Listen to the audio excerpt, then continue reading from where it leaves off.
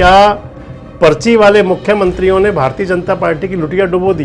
BJP candidate 19,342 vote से चुनाव हार गए और चुनाव हरा दिया उनको जन स्वराज पार्टी के जो कैंडिडेट थे, उसके जो संस्थापक संयोजक हैं और रणनीतिकार सम्राट चौधरी पर्ची वाले मुख्यमंत्री। और पर्ची वाले मुख्यमंत्री के राज्य के अंदर भारतीय जनता पार्टी के बॉस, मोदी के बॉस की विधानसभा सीट का उपचुनाव 19,342 वोट से हार जाना सीधा पैगाम दे रहा है बीजेपी के आला कमान को कि पर्ची वाले नहीं चलेंगे। यानी कि अगर चुनाव आमने सामने का होता तो फिर मोहन यादव जी को कहीं जगह भी ना बचती। जिस पर्ची से वो बाहर आए थे वो पर्ची उन्होंने डुबा दी, यानी कि दूसरा पर्ची वाला मुख्यमंत्री फेल। और अब बात छत्तीसगढ़ की अगर कर ले तो छत्तीसगढ़ के अंदर भी मुख्यमंत्री पर्ची वाले ही हैं, विष्णुदेव साय।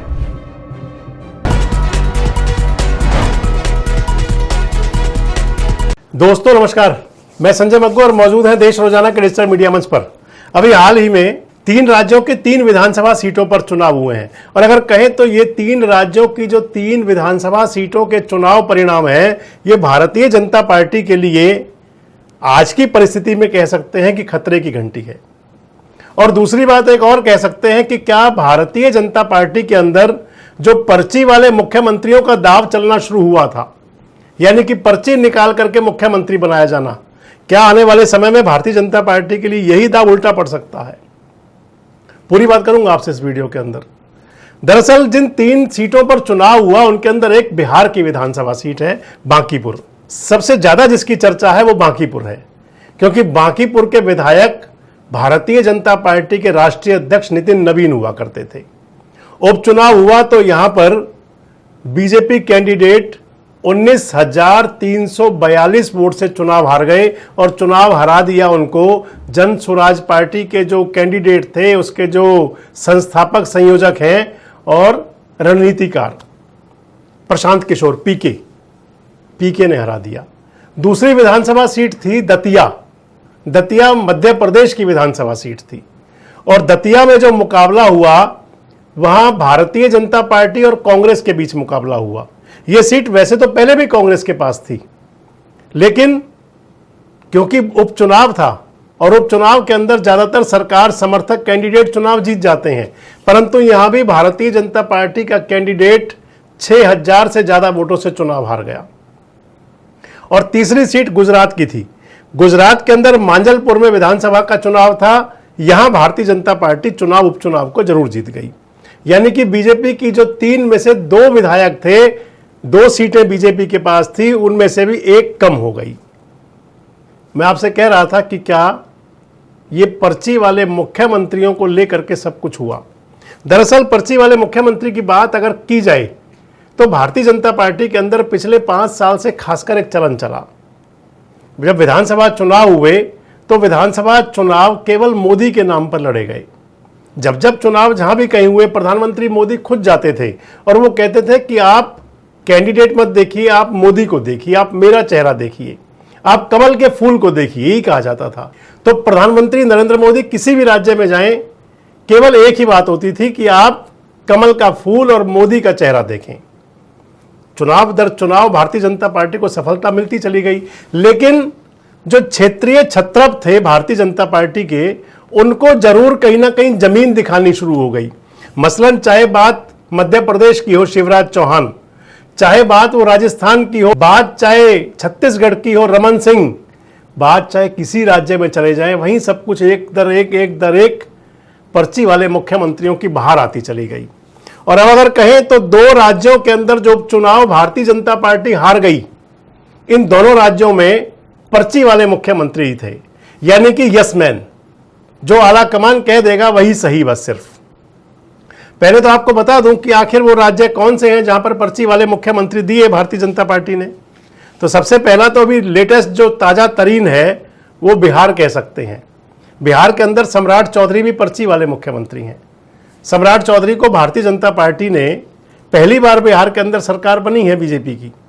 हालांकि एनडीए की सरकार बनी थी 25 से 30, फिर से नीतीश ये नारा था, लेकिन हालात कुछ भी रहे, किन परिस्थितियों में हुआ कि नीतीश कुमार जी को साइडलाइन किया गया और नीतीश कुमार के स्थान पर मुख्यमंत्री भारतीय जनता पार्टी का हो गया और वो मुख्यमंत्री सम्राट चौधरी हो गए। सम्राट चौधरी पर्ची वाले मुख्यमंत्री, और पर्ची वाले मुख्यमंत्री के राज्य के अंदर भारतीय जनता पार्टी के बॉस, मोदी के बॉस की विधानसभा सीट का उपचुनाव 19,342 वोट से हार जाना सीधा पैगाम दे रहा है बीजेपी के आला कमान को कि पर्ची वाले नहीं चलेंगे, पर्ची वाले नहीं चलेंगे। दरअसल सम्राट चौधरी को लेकर के तो पहले दिन से ही यही चर्चाएं थी। जनसुराज पार्टी के जो कैंडिडेट थे, संयोजक हैं जो प्रशांत किशोर, उन्होंने अपने पूरे चुनाव प्रचार के अंदर बात ही एक रखी थी कि 7वीं फेल नेता को, जिन पर तमाम आरोप हैं, उसको मुख्यमंत्री आखिर क्यों थोपा गया। और अगर कहें तो यह दाव बीजेपी को उल्टा भी पड़ा। अब दूसरी बात मध्य प्रदेश की। मध्य प्रदेश में भी पर्ची वाले मुख्यमंत्री थे। जब विधानसभा चुनाव हुआ था तो शिवराज सिंह चौहान उस समय मुख्यमंत्री थे। हालांकि शिवराज चौहान को टिकट भी बहुत लेट मिला था, ध्यान होगा आपको, जब टिकट वितरण हुआ था। यानी कि जो धुरंधर थे उनकी धुरंधरी सारी निकाली गई, लेकिन फिर भी बड़ा चेहरा शिवराज चौहान थे। भले ही चुनाव के दौरान वो चले गए थे तपस्या करने के लिए, बीच में शिवराज चौहान को साइड करके वहां पर्ची मोहन यादव की निकली थी और मोहन यादव, डॉक्टर मोहन यादव मुख्यमंत्री बने मध्य प्रदेश के। पहला चुनाव मोहन यादव के नेतृत्व में कराना पड़ा भारतीय जनता पार्टी को। मध्य प्रदेश के अंदर दतिया विधानसभा चुनाव, दतिया के अंदर विधायक कांग्रेस पार्टी के हुआ करते थे। विधायक महोदय को एक पुराने मामले में सजा हुई एमएलए एमपी कोर्ट की तरफ से। उस सजा होने के बाद में विधानसभा की सीट खाली हो गई दतिया की और विधानसभा का उपचुनाव हुआ। इस चुनाव में भारतीय जनता पार्टी ने नरोत्तम मिश्रा के स्थान पर, जो पूर्व गृह मंत्री थे और 2023 में जो विधानसभा चुनाव हार गए थे, उनका टिकट काटा और टिकट तिवारी साहब को दे दिया। इधर कांग्रेस पार्टी ने भी अपना नया कैंडिडेट खड़ा किया क्योंकि एमएलए शिप जा चुकी थी। कांग्रेस के कैंडिडेट ने 6,000 से ज्यादा वोटों से, मैं आपको बता रहा था, चुनाव हरा दिया तिवारी जी को। एक मध्य प्रदेश में एक बात बड़ी गजब थी दतिया के अंदर।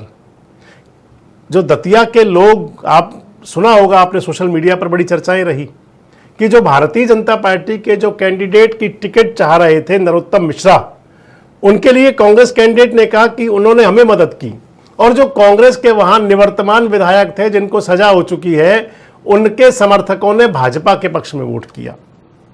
एक चीज और भी थी दतिया के अंदर कि यहां पर चंद्रशेखर आजाद की अब पार्टी जो है, उस पार्टी का कैंडिडेट 25,000 से ज्यादा वोट ले गया। यानी कि अगर चुनाव आमने सामने का होता तो फिर मोहन यादव जी को कहीं जगह भी ना बचती। जिस पर्ची से वो बाहर आए थे वो पर्ची उन्होंने डुबा दी, यानी कि दूसरा पर्ची वाला मुख्यमंत्री फेल। अब बात कर लेते हैं बाकी पर्ची वाले मुख्यमंत्रियों की। राजस्थान के अंदर भी पर्ची वाले मुख्यमंत्री हैं भजनलाल शर्मा। तो भजनलाल शर्मा जी की पर्ची तो लोकसभा चुनाव के अंदर ही खारिज हो गई थी। लोकसभा चुनाव में भारतीय जनता पार्टी को राजस्थान में खासा नुकसान हुआ, 11 सांसद मिल गए कांग्रेस पार्टी को। ओडिशा के अंदर भी पर्ची वाले मुख्यमंत्री हैं। ओडिशा में जो मुख्यमंत्री बने वो भी पर्ची निकालने से बने। आपको ध्यान होगा 2024 में लोकसभा चुनाव के साथ ओडिशा का चुनाव हुआ था और वहां पर जो मुख्यमंत्री चयन किया भारतीय जनता पार्टी ने, जिनकी पर्ची निकाली, वो मोहन चरण मांझी हुए। हालांकि बहुत कैंडिडेट थे, धर्मेंद्र प्रधान भी वहां कैंडिडेट हुआ करते थे, संबित पात्रा भी तैयारी में थे, लेकिन पर्ची निकली वहां पर मोहन चरण मांझी की। उड़ीसा के अंदर भी आज परिस्थितियां बताते हैं कि अनुकूल नहीं है। और अब बात छत्तीसगढ़ की अगर कर ले तो छत्तीसगढ़ के अंदर भी मुख्यमंत्री पर्ची वाले ही हैं, विष्णुदेव साय। वहां रमन सिंह चेहरा हुआ करते थे पहले, लेकिन भारतीय जनता पार्टी ने जिनको अपना चेहरा बनाया, जिनकी पर्ची निकाली, वो विष्णुदेव साय हुए। भारतीय जनता पार्टी की विधायक रही हैं, सिंधिया खानदान से ही आती हैं। मध्य प्रदेश में 4 बार विधायक रही हैं यशोधरा राजे सिंधिया। सोशल मीडिया पर उन्होंने पोस्ट किया है, कह रही हैं कि अब बीजेपी के लिए मंथन का समय है। सबसे बड़ा सवाल आता है कि क्या पर्ची वाले मुख्यमंत्रियों ने भारतीय जनता पार्टी की लुटिया डुबो दी? क्या जनता को पर्ची वाले मुख्यमंत्री रास नहीं आ रहे? क्या पर्ची वाले मुख्यमंत्री यानी कि यसमैन तो बना लिए गए, लेकिन पार्टी के लिए बड़ा संकट जरूर खड़ा कर दिया गया? क्या लगता है आपको, रणनीति बदलेगी? क्या पर्ची वाले मुख्यमंत्रियों का आने वाले समय में बुरा समय आ सकता है, और या फिर पर्ची वाले मुख्यमंत्री भारतीय जनता पार्टी की पर्चियों को खारिज कर सकते हैं? सबसे बड़ा सवाल रहेगा कि इन विधानसभा उपचुनाव का भविष्य की सियासत पर असर क्या जाएगा। कमेंट बॉक्स में अपनी राय जरूर दें। जुड़े रहें हमारे साथ, देखते रहें देश रोजाना। हमारे साथ जुड़े रहने के लिए सब्सक्राइब करें देश रोजाना के YouTube चैनल को और नई वीडियो की नोटिफिकेशन पाने के लिए बेल आइकन जरूर दबाएं। अगर आप ये वीडियो फेसबुक या इंस्टाग्राम पर देख रहे हैं तो पेज को लाइक और फॉलो जरूर करें और ज्यादा से ज्यादा शेयर करें।